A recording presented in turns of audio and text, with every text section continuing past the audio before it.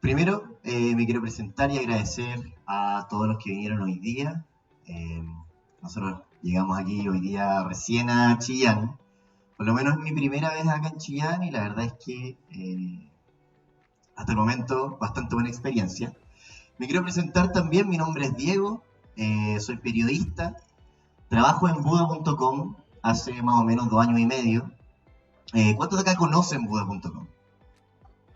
1, 2, 15, 25, 40, 100. Espectacular. Muchas gracias. Buenísimo, buenísimo. Y acá les quería mostrar esta imagen que dice Keep Calm es Bitcoin. ¿Ya? Yo le pondría quizás Keep Calm, HODL Bitcoin. Y el tema de es Bitcoin, ¿cierto? ¿Por qué Keep Calm? La pregunta que surge acá, que tiene demasiadas respuestas, es ¿qué es Bitcoin? ¿Cierto? O sea, y esta pregunta la podemos abordar desde el punto de vista técnico. Y ahí entra la explicación espectacular, una vez más, que ya vieron antes. Pero ¿qué pasa si nuestro foco es intentar explicarle Bitcoin a mi abuela? ¿Cierto? La abuela que está al frente, paso el dato, mucha comida, excesivamente. La abuelita, la abuelita. Pero ¿qué pasa si es que quiero explicarle qué es Bitcoin a mi abuela o a mi mamá? Ahí obviamente no le puedo dar la explicación técnica, ¿cierto? No le puedo decir, no, mira, mamá, Bitcoin es un protocolo que funciona, ¿cierto? En base a blockchain, etcétera, etcétera, etcétera. Porque obviamente no va a entender absolutamente nada. Entonces, quiero hacer la pregunta, ¿quién acá podría explicar de la manera más sencilla posible qué es Bitcoin? ¿Quién se atreve a subir y explicar en 2 frases qué es Bitcoin?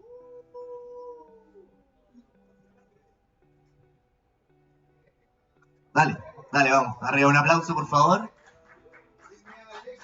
Sin miedo al éxito, vamos. Imagínate, espérame. Tu nombre, por favor, amigo. Nicolás. Nicolás. Imagínate yo fuera tu mamá. ¿Ya? Y te digo, Nicolás, explícame, ¿qué es esto del Bitcoin que escuché el otro día en la tele? Bueno, madre, ¿qué te puedo decir? Hijo. Bueno, Bitcoin, lo primero que haría sería poner el contexto. Ella tiene como lo más cercano que es el dinero del banco, el papel, y ahí comenzaría como a entrar un poco más profundo en decirle, entonces somos conscientes de que en verdad el dinero es una herramienta que nos permite intercambiar, ¿ya? Un intermediario. Yo tengo Explica a mí, soy tu mamá, por favor. Claro, yo tengo el papel madre, tu clásico en el papel, vas a un lugar y lo intercambias por un servicio, un producto, etc. Bitcoin literalmente es lo mismo, pero lo que pasa es que no existe este papel. Entonces literalmente todo esto está en internet. Ahora, es algo que funciona en forma paralelo al sistema económico, ¿ya? Pero que también es una nueva economía que está creciendo y que viene en auge y que es algo que hoy en día puede comprar servicios, puede comprar real estate, puede comprar prácticamente lo mismo que uno puede comprar dentro de la economía de los bancos, pero no está dentro de los bancos, está paralelo a los bancos. Ahora, hay intermediarios que pueden hacer nexo entre el banco y la criptomoneda, en este caso de Bitcoin. Entonces yo puedo liquidar el Bitcoin y tú puedes tener plata de banco con Bitcoin, o con plata de banco puedes tener Bitcoin. Eso, mamá. ¿Se entiende? Nicolás, ¿qué es Bitcoin? Una moneda no, buenísimo, no, buenísimo. ¿Sí? Buenísimo, muchísimas gracias, un aplauso a Nico que se subió a explicar aquí qué es Bitcoin. Y si me preguntáis a mí, Nico, yo te diría que la forma más rápida de explicar Bitcoin en 2 palabras es hoy día que es una moneda que se usa en Internet, ¿cierto? Es la forma más simple, porque ¿cuál es el problema hoy día que existe? No en Bitcoin, ¿cierto? Sino en la manera que intentamos adoptar Bitcoin. Hoy día hay un gran problema comunicacional.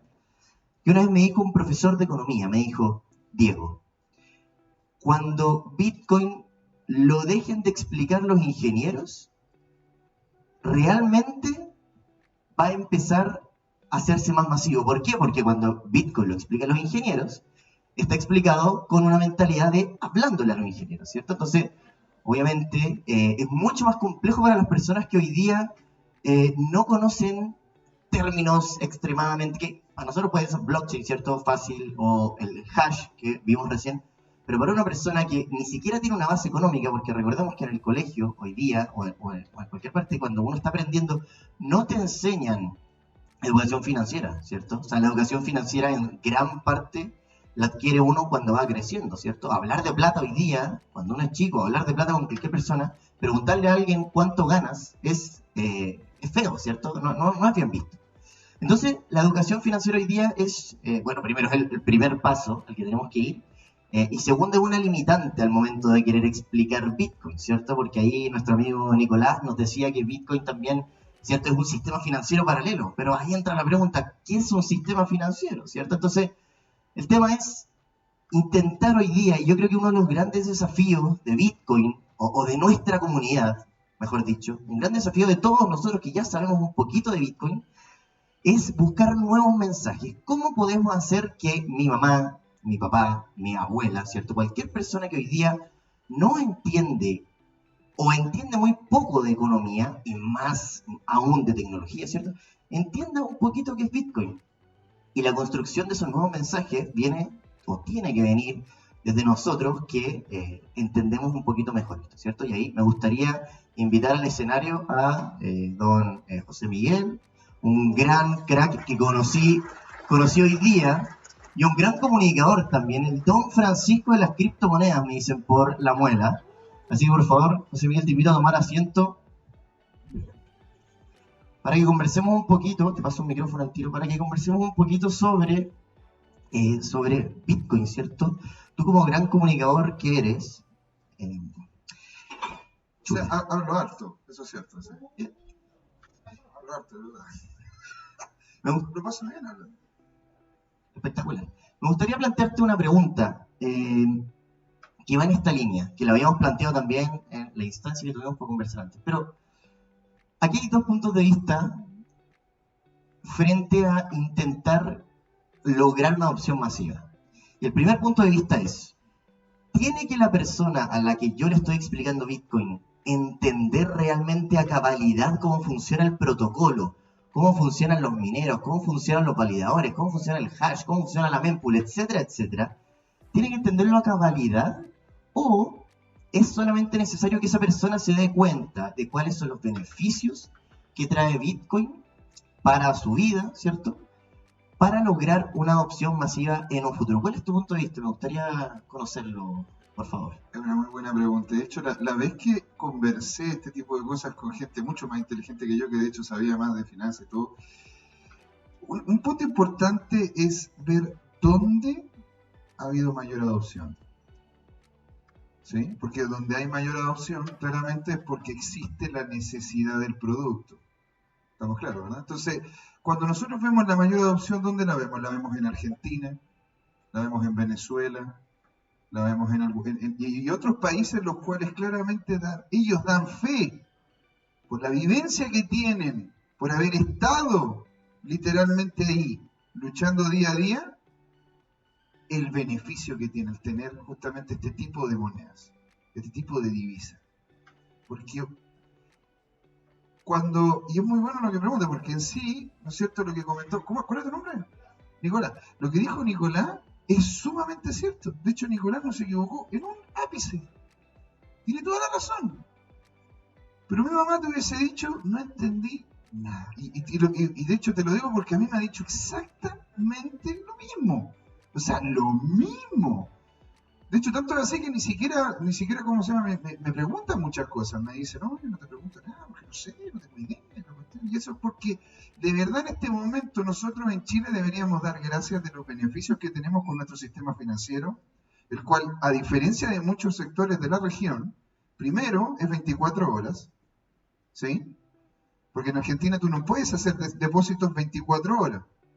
De hecho, llega un momento en el cual tienes que esperar al día siguiente o al fin de semana para que te termine llegando el dinero. Aquí nosotros tenemos ese beneficio. También el beneficio de, ¿no es cierto?, poder ¿cómo se llama?, conversar directamente con el banco a cualquier hora. Eso no lo puedes hacer tú en Venezuela. O que por lo menos mantenga, bueno, lo voy a colocar entre comillas, mantenga cierto nivel adquisitivo en la moneda. Cosa que nosotros hemos, gracias a Dios, vivido un momento de mucha holgura económica y de un orden institucional que nos permitió tener tranquilidad referente a eso que teníamos en la cuenta corriente. Pero ¿qué ocurre en los países donde no pasa eso? Entonces yo, de hecho, y seguí una montón de estrategias, o sea, que trataba de decir, a ver, ¿qué pasa? Es que a mi mamá le tiro un córner, ¿le pego un cabezazo? No, ¿qué pasa? Es que le pego un pase corto, ¿mete el gol? No, entonces he visto varias estrategias, y fíjate que la estrategia más clara es porque la gente que vive en lugares donde desgraciadamente han tenido que adoptar el Bitcoin por necesidad, dan fe de que este es un producto necesario. Solo porque nosotros, y tenemos que dar gracias, solo porque nosotros vivimos en un contexto en el cual, ¿sí?, tenemos cierto nivel de estabilidad, tendemos, como seres humanos, a sentirnos cómodos. Y nos damos cuenta de las reales necesidades que tenemos como seres humanos que nos han ido quitando de forma consistente, utilizando el dinero como herramienta para aquello. Entonces, si tú me preguntas a mí, ¿cómo le explicaría yo a mi mamá? Le diría, ¿qué pasaría si eligiésemos a uno de estos personajes, Totalitarismo. uno de estos personajes, y en este momento, facto, lo que tienes en el bolsillo no vale nada? Entonces mi mamá me dice, entonces, ¿qué puedo hacer? Yo le digo, bueno, ¿qué harías tú? Y ella me comenta, no sé, compraría, si es que no tengo moneda, compraría oro, compraría plata, no sé, ¿qué es lo que yo podría hacer para poder mantener, ¿no es cierto?, este nivel adquisitivo? Porque al final el dinero es tiempo de tu vida. Lo dice el gran Pepe Mujica, ¿sí? De que al final el tiempo que le dedicas a una actividad es remunerado, porque literalmente estás colocando vida ahí. Entonces, ¿qué pasa si te dicen de que esas horas que tú pasaste literalmente haciendo algo que te costó, que tuviste realmente que ponerle ahí, sudaste por aquello, literalmente lo que te están pagando ahora no vale nada? Qué pena. Bueno, eso es lo que es el Bitcoin. El Bitcoin, le dije a mi mamá, es la capacidad de poder tener oro, pero que lo lleves en un pendrive. Es la posibilidad de un valor real, pero que fuese mucho más fácil de mover. Que esa era la idea principal del dinero, ¿no? Yo hice un curso en la universidad, yo dicté un curso en la universidad sobre la historia del dinero, en donde yo hice un desglose de de dónde venía el dinero y hacia dónde va. El dinero lo creamos nosotros. El dinero lo creamos los privados. ¿Están de acuerdo o no? Digan que sí. ¿Están de acuerdo? De ahí hubo una toma de parte del dinero por lo que fue el Estado. Pero en sí el dinero es algo que creamos nosotros. Entonces, ¿cómo podemos seguir manteniéndolo? A través de una moneda que la creamos nosotros, que sabemos cómo funciona, y no hay políticos intermediarios para poder lograr de que esa moneda, ese dinero, ese valor, ese tiempo que dedicaste tú a hacer alguna actividad realmente mantenga su precio, mantenga su valor.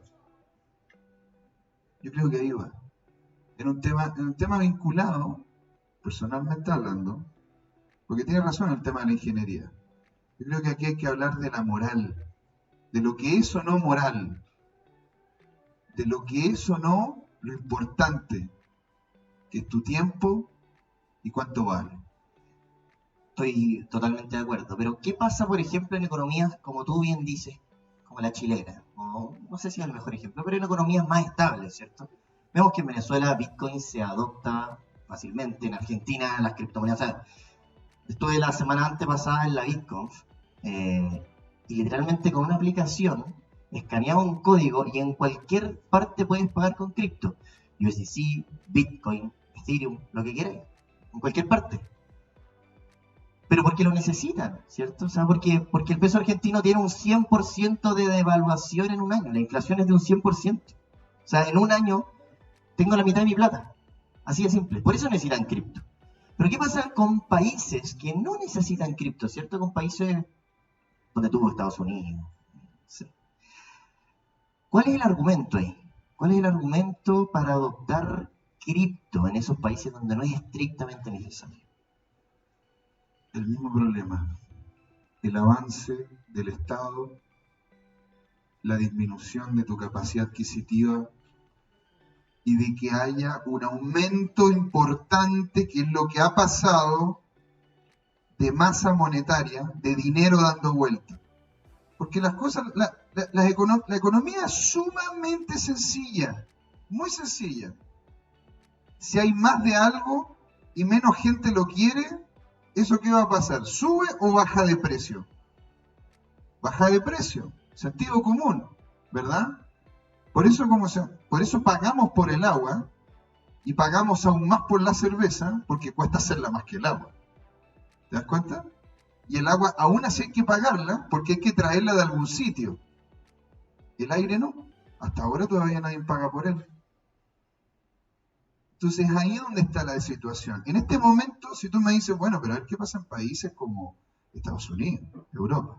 Bueno, Estados Unidos y Europa están, pero tapados en deuda. Tapados en deuda. Estados Unidos tiene una deuda que es varias veces más que el PIB de lo que la totalidad de Estados Unidos genera. Entonces no es un tema simple de decir, bueno, pero es que en Estados Unidos se vive mejor que acá. Y entiendo tu pregunta, ¿a dónde vas? Y es porque, bueno, Venezuela fue el líder latinoamericano hasta que ocurrió lo que ocurrió. Cuba pasó exactamente lo mismo. ¿Están de acuerdo? Es porque independiente de qué tan fantástica sea tu situación actual económica, siempre puede haber espacio para que pueda caer de mal en peor. Y peor todavía. Y aún más peor. Oye, buenísimo. Y aquí entra la pregunta evidente, ¿cierto? El Salvador adoptó Bitcoin. El Salvador. O sea, ¿Bitcoin cuánto tiene? ¿12, 13 años? ¿14? Más o menos, ¿cierto? Desde 2008, 2009, como Dieguito partió diciendo. Pero ¿cómo consideras tú el ejemplo de El Salvador? Porque hoy día El Salvador es un país pobre, ¿cierto? Y Bitcoin es una moneda que históricamente ha sido volátil y probablemente no deje de ser volátil. Entonces, ante el escenario que planteas de un posible cambio de política, ¿cierto? Donde llegue un régimen que decide que se acabe todo esto de los bancos, ¿cierto? No pueden cerrar los bancos las cuentas bancarias en un momento. Con Bitcoin no, ¿cierto?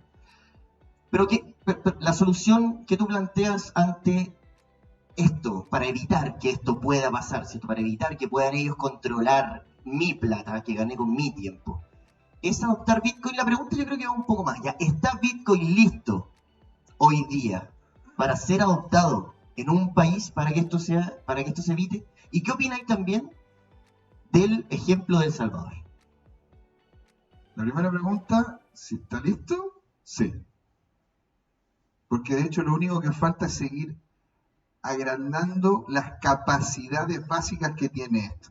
Hay que pensar una cosa, hay dos tipos de redes, hay redes complejas y hay redes simples. ¿Sí? Una red simple, como ejemplo, es la red del teléfono. El teléfono, tú podías utilizar internet, pero necesitabas un decodificador. Necesitabas algo adicional a lo que era simplemente tener una conexión a lo que era el teléfono, y así podías tener acceso a internet. Bueno, excepto que alguien levantara el teléfono y ahí tú te ponías a alegar porque, coño, te jodieron toda la baja. Pero bueno, entonces alguien bajó por Kazaa, por Ares. Sí, esas cuestiones daban gonorrea al computador, ¿sí o no? Eso era terrible, ¿vale? Pero lo valía. No lo valía porque la verdad que tenía una... No, tú dejabas ahí una música, no era nada una música. No era nada música, weón. Pero a ver, hablando sobre sí, lo que ocurre con Bitcoin es muy interesante porque lo podríamos tomar en el parangón a lo que es el número, justamente la línea telefónica. Bitcoin es un sistema sencillo, simple, que solo guarda contabilidad de quién tiene cuánto dentro de esta red. En este caso se llama Bitcoin y es un token que está dentro de esta internet suya, propia, cerrada. ¿Sí? Entonces, lo que ocurre con Bitcoin es que han aparecido muchos avances muy interesantes que le han entregado otras habilidades o poderes, no sé, a Bitcoin. ¿Te das cuenta? Una de ellas es Litecoin. O sea, la Lightning Network. La Lightning Network te permite a ti poder hacer movimientos incluso más rápido que Visa con un monto mucho menor. Mira lo que está pasando y de hecho nosotros en el canal en CryptoTime tenemos todo un ciclo de un proyecto que yo personalmente le tengo mucha fe y la verdad que es muy muy interesante, que se llama RSK. RSK, lo que están tratando de hacer en RSK es crear literalmente un Ethereum con capacidad de cómputo, con un Turing completo, pero dentro de la red de Bitcoin. ¿Sí? Entonces esa es la gracia que tiene en este momento Bitcoin. Tiene, al igual como cuando uno se baja el navegador, un navegador cualquiera, el Chrome, el Firefox o cualquiera de ellos, primero te viene en pelota, te viene con nada, te viene para que coloques, ¿no es cierto?, la dirección y eso te lleva a la página. Fácil, sencillo, se entiende. Pero de ahí tú dices, ¿sabes qué? No sé, este chico acá dice, oye, ¿sabes qué? Yo quiero, ¿no es cierto?, tener en una de esas, no sé, un add-on que me permita ver los mails sin tener que abrir la página del mail. Hay otra persona que dice, a mí me gustaría hacer un scrapping, quisiera sacar información de esta. Entonces vas bajando diferentes add-on en relación a tu necesidad. Esa es la gracia que de hecho tiene Bitcoin. Bitcoin es una red sencilla, se entiende, es fácil. Y encima de esa red han ocurrido una serie de mejoras que le han entregado, ¿verdad?, una capa de factibilidad para el día a día impresionante. Impresionante. ¿Sí? Dicho eso, hay otros proyectos muy interesantes. De hecho, yo lo converso de forma seguida con Jorge en el canal. Él es maximalista, le mando un saludo si no está bien. Él es maximalista, yo la verdad que yo me considero poliamoroso. Yo la verdad que me gusta, por lo general, investigar de lleno, ¿no es cierto?, cada una de las criptos que existen, cómo es que funcionan, por qué funcionan, cuál es el motivo. Y claro, hay algunas que están pensadas más que nada para hacer daño, hay que decirlo, y por eso mismo nosotros creamos este programa, el de CryptoTime, para poder comentarlo, como también hay otras que tienen proyección de ser algo muy importante y muy potente. Porque la blockchain como tal no es simplemente el nacimiento de Bitcoin, es el nacimiento de una tecnología que te permite a ti crear algo que en la historia del universo había existido. Un activo digital único. Porque si aquí Kurt, ¿no es cierto?, hubiese escrito hubiese hecho una carta en Word, yo lo puedo copiar y pegar. Pero si está en la blockchain y sale de que Kurt lo hizo y está la huella digital de él, cambia todo. Porque es como tener un notario parado al lado tuyo que dice, esto es de Kurt. Dos cosas ahí. La primera es, apuntemos hacia la pregunta, que es si es que Bitcoin está listo teniendo en cuenta la volatilidad, ¿cierto? La volatilidad hoy día, como por ejemplo el caso de El Salvador. ¿Está listo o no para ser adoptado a gran escala? Sí. ¿Cómo resolverías tú el tema de la volatilidad? Porque hoy día, o sea, hace 6 meses, 7 meses valía $60,000. Una pregunta nomás. Te devuelvo la pregunta, por favor. ¿Cuánto vale un Bitcoin? Hoy día, en precio de dólar, ¿No? vale $16,000. Exacto. Pero, that's the shit. That's the shit. Un Bitcoin vale un Bitcoin. Así es como lo vemos, la verdad, la gente que estamos involucrada en la industria hace años. Nosotros no vemos el precio en relación a una divisa, a un papelito de color, a una cosa, a un contrato que me dice un tercero que eso vale. Porque ¿qué pasa si es que de repente aquí en Chile podríamos llegar y colocarnos a imprimir? Por eso, el tema aquí no es la volatilidad del Bitcoin, es que cuando por fin se termina adoptando de la forma en la que se tiene que hacer, el valor va a ser inherente. Y ahí es donde viene lo bonito. Porque si en este momento hablamos de la volatilidad, nunca en la vida, hasta que lógicamente acabe el momentum que tienen las monedas fiat, vamos a tener una moneda estable. Porque las únicas monedas estables son las que literalmente emulan el movimiento de otras monedas. Entonces, cuando tú hablas de la volatilidad, hay que entender de que todos los mercados son volátiles. Hay algunos que son más seguros, pero por las restricciones que tienen de poderse desarrollar. Bitcoin todavía sigue siendo un mercado relativamente libre. Y así es como funcionan normalmente los precios. Se mueven hacia arriba y hacia abajo. Entonces, por último, lo del Salvador, respondiendo a lo del Salvador, yo creo que lo están haciendo correcto por tres cosas. Nosotros hicimos un programa exclusivo sobre El Salvador. Y de hecho hemos hecho más de algunos, con incluso con entrevistados que viven en El Salvador, que trabajan en El Salvador y que hacen sus movimientos cripto en El Salvador. Y son tres cosas. La primera, es un país pequeño, que era relativamente sencillo de ordenar. Segundo, es un país que en ese entonces, cuando se empezó a implementar Bitcoin, la tasa en el PIB de lo que venía de remesa, es decir, algunos de ustedes se va de Chile y le envían a la mamá, al papá, al hermano, lo que sea, dinero acá a Chile, eso es una remesa. Es un dinero enviado de forma internacional porque alguien se lo gana afuera. Eso, en El Salvador, ¿cuánto porcentaje crees tú que era del PIB? Alto, altísimo, altísimo. Entonces, ¿qué ocurre con eso? Que te permite tener movimientos de capital desde otros sitios con un monto mucho menor. ¿Sí? ¿Qué pasa con las reservas? Porque efectivamente un buen caso de uso para El Salvador, que efectivamente tenía gran parte del PIB, ¿cierto? del Salvador, como dices tú, era tema de remesas. Pero ¿qué pasa con las reservas? Que un país que, por ejemplo, hoy día me dices que está listo, pero ¿qué pasa si llega un país e invierte el 50% de sus reservas en Bitcoin?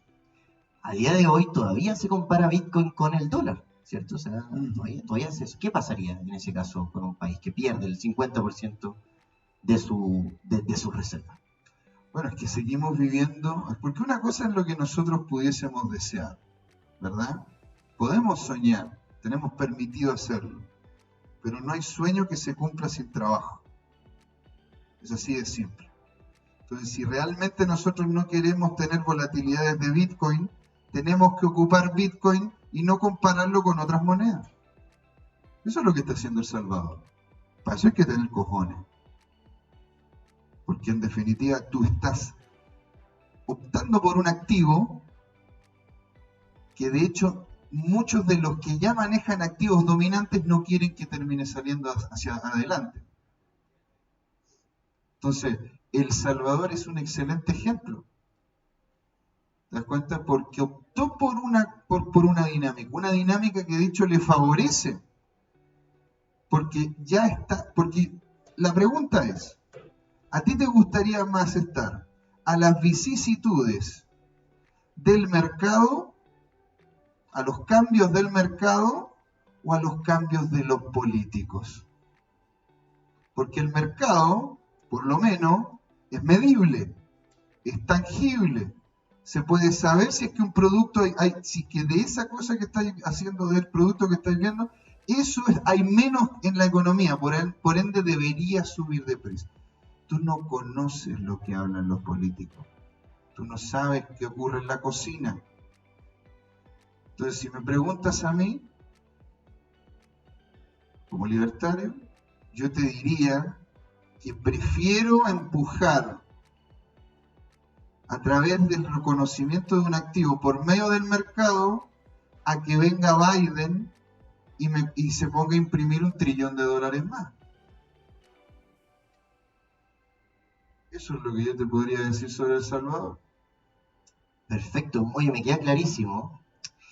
Y la verdad es que es importante, después de los FTX, ya estamos cerrando, déjame cerrar aquí cortito, es importante después de los FTX tener dinámicas como esta, ¿cierto? Yo los invito a todos a cuestionar siempre las cosas, porque lo que ha venido haciendo el ser humano y por qué hay tantas estafas en cripto, porque la gente confía, la mayor parte de la gente confía hasta que no se demuestre que era una estafa.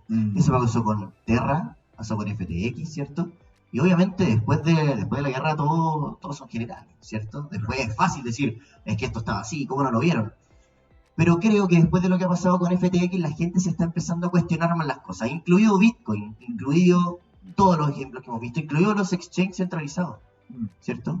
Incluido todo cripto. Y creo que, y quiero hacer la invitación, ¿cierto? A que instancias como estas de discusión, donde cuestionemos las cosas que quizás no nos cuestionamos diariamente, son muy importantes. Así que, bueno, gracias por escuchar. Los invito a todos a cuestionarse siempre las cosas.